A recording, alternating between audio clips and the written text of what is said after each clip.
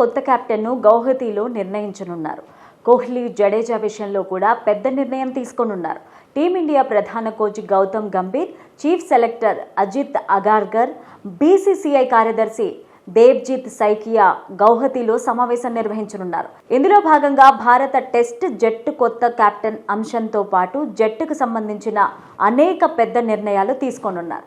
గత కొంతకాలంగా captain Rohit Sharma retirement గురించి ఊహాగానాలు వినిపిస్తున్నాయి.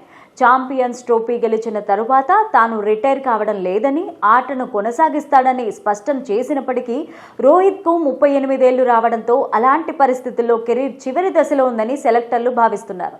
గౌహతిలో జరగనున్న సమావేశంలో టెస్ట్ కెప్టెన్సీ గురించి చర్చించనున్నారు.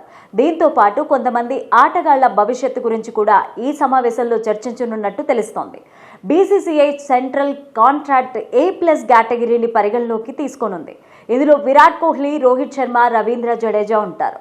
ఇక ఇంగ్లాండ్తో ఆడేందుకు ఇండియా A స్క్వాడ్ను కూడా ఎంపిక చేయనుంది. సీనియర్స్ టీమ్ సిరీస్ స్టార్ అవ్వడానికి ముందు మే 30 జూన్ 6న భారత A టీం లయన్స్ జట్టుతో 4 రోజుల మ్యాచ్లు 2 ఆడనుంది. ఆ A టీంలో భారత ఫ్రంట్ లైన్ ప్లేయర్లు ఉంటారు. దీంతో వారు మెయిన్ సిరీస్కు రెడీ అవుతారని బీసీసీఐ వ్యూహంగా తెలుస్తోంది. ఇక ఇండియా A స్క్వాడ్తో కరుణ నాయర్కు అవకాశం ఇస్తున్నట్లు తెలుస్తోంది. సయ్యద్ ముషాక్ అలీ ట్రోఫీ, రంజీ ట్రోఫీ రాణించడం వల్ల జట్టులోకి తీసుకోనున్నట్లు చెప్తున్నారు. మరోవైపు కోహ్లీ, రోహిత్లకు గ్రేడ్ A+ కేటగిరీ నుంచి తొలగించే ఛాన్స్ కూడా కనిపిస్తోంది.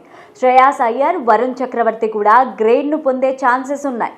అయితే కెప్టెన్ ఎవరన్నది బీసీసీఐ దృష్టిలో ఇప్పటికే కొన్ని పేర్లు పరిశీలనలో ఉన్నాయి. గౌహతిలో జరిగే సమావేశంలో సహాయక సిబ్బందికి సంబంధించి కూడా కొన్ని నిర్ణయాలు తీసుకోనున్నారు. సహాయక సిబ్బంది జాబితా నుంచి పదవి విరమణ చేసిన కొంతమంది అనుభవజ్ఞులను తొలగించే ఛాన్స్ కనిపిస్తున్నాయంటూ విశ్లేషకులు చెప్తున్నారు.